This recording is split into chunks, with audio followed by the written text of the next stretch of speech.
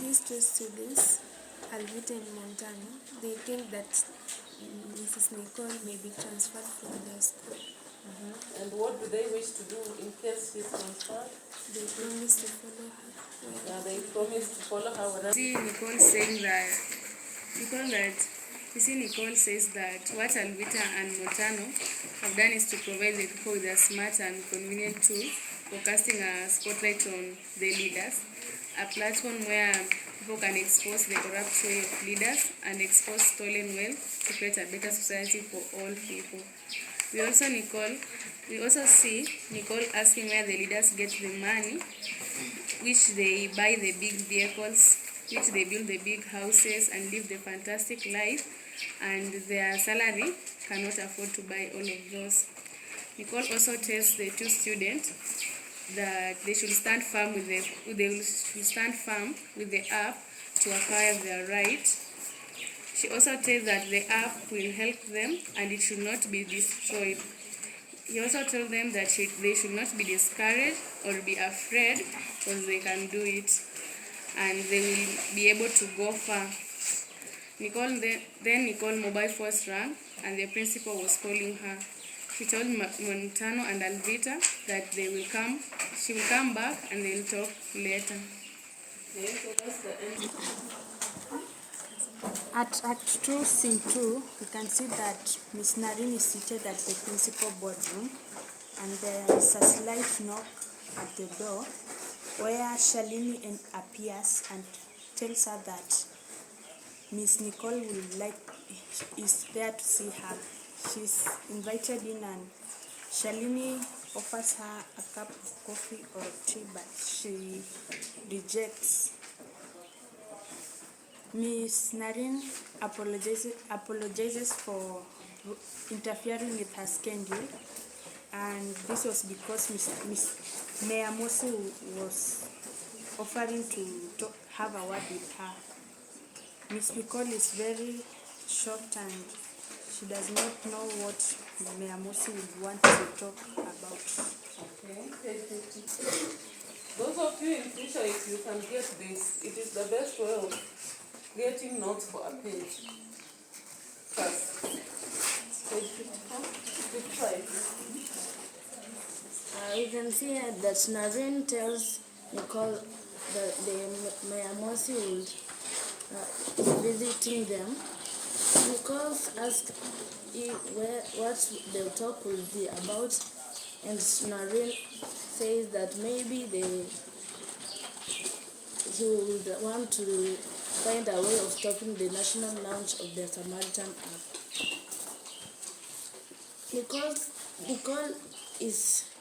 Nicole wants to know if Narine had sent him the communication from the Minister for Education on the subject. He agrees and says that she had sent it, but maybe the mayor was too busy to see it. He later explains that the leaders and many other people are in terrible panic, and she feels that she might have to do a very long and hard thinking about the app. Nicole believes that it will be over soon once the president has launched the app, and that it will be out of their hands. Narine is not very sure because she is certain that the municipal leaders are convinced that Narine is running the show behind the scenes as regards to the app.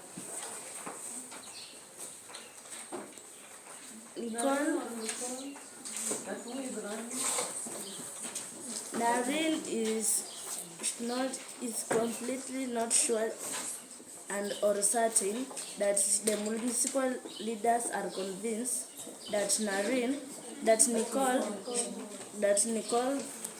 is running the scenes as regards to the app. But Nicole says that she is just a teacher in charge of the innovation and also a mentor of the two students, and nothing beyond that. We see as Nicole as the mentor of the two students, Alvita and Montano. She says that she only provides direction and regards the intellectual property as the originators of the app. She also added that she has any intention of deviating from her professional obligation as a teacher. We see the principal telling her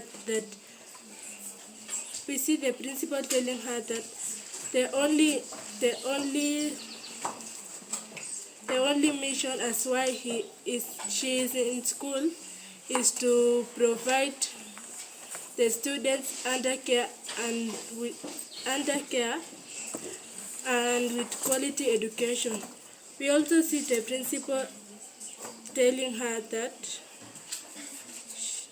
she doesn't want her to face any distraction, and also the members of the staff with the students.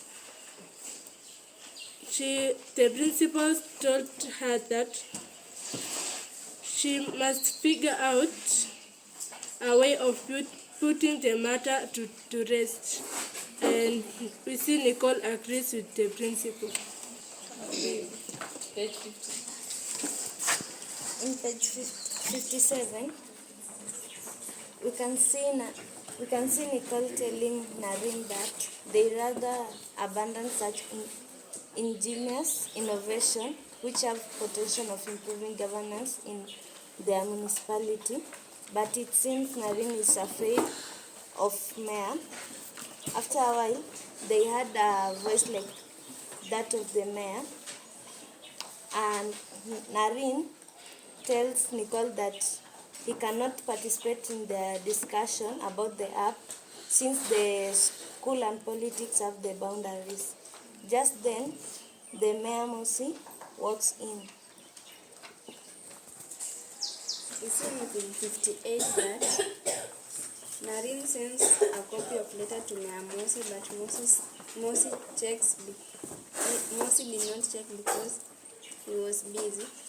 Naren suggests that any issue that may have with the app should be referred to the minister's office directly, and that the president's office representative and the team of the education ministry officials are responsible for the arrangement in preparation of the national launch of the app.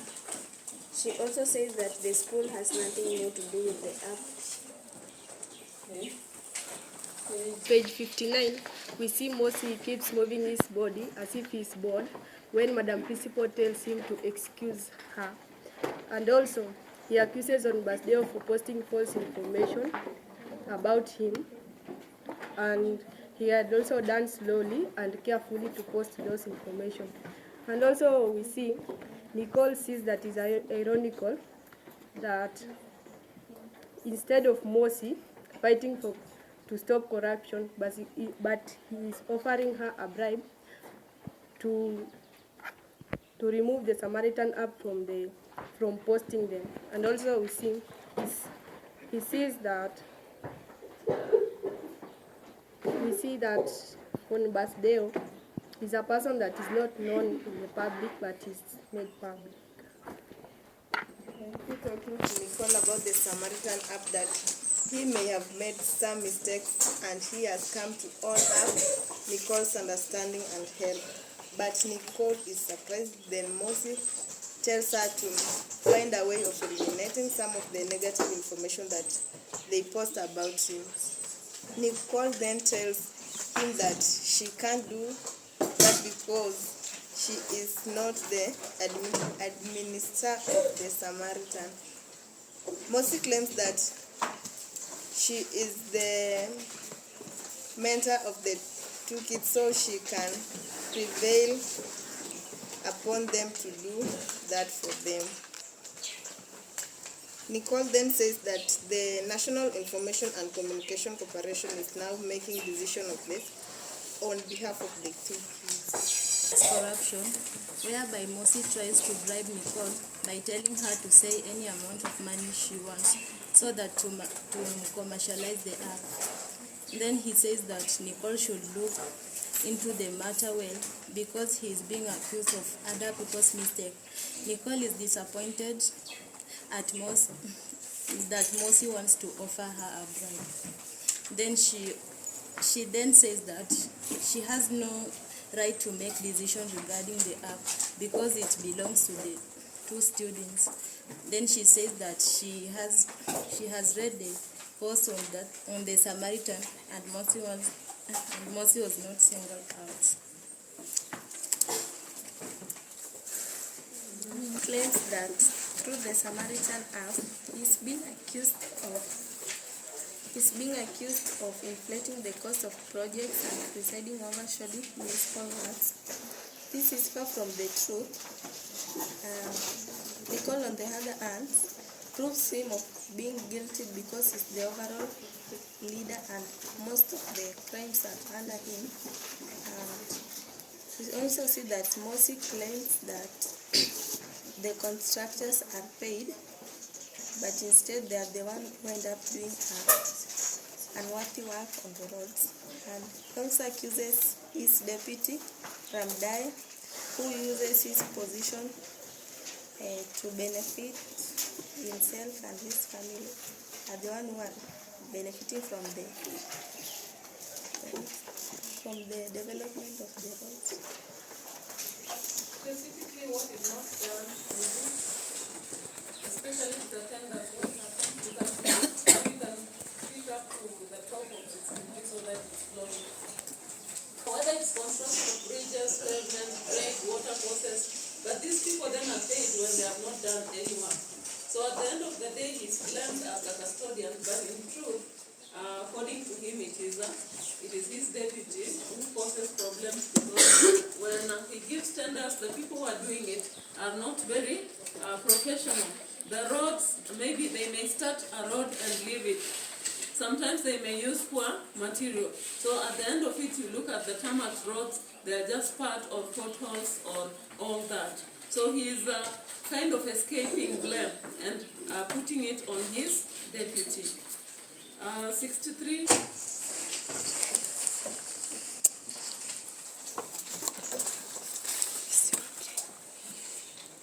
In page 63, we are told that Nichols asked Mosi a question that how Mosi was explaining at page 62, and she asked that what does that have to do with the people.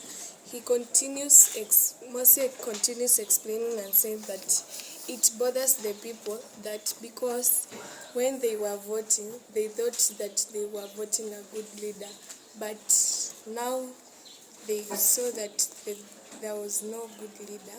Then Mosi says again,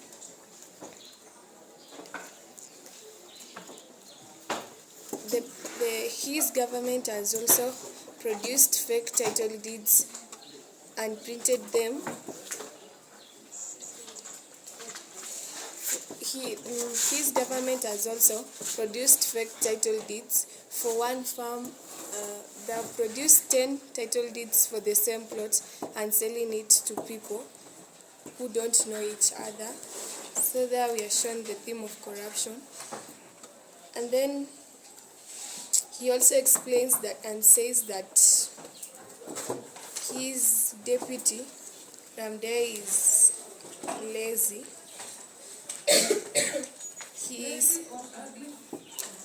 That where he says, if you look at him closely, you will find that he resembles the sloth, and the meaning of the sloth is lazy. But for that, worthless, proving that Basdeo is a very worthless person or leader. You can actually see later it says slow, ugly, slim-witted, outright, useless. Then now he begins again to blame Ted.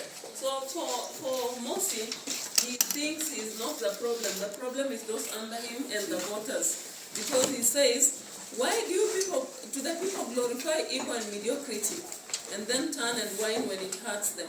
So he blames the people for voting wrong leaders, and then when they do wrongs, they blame it. He doesn't want them to point out if they are the voters.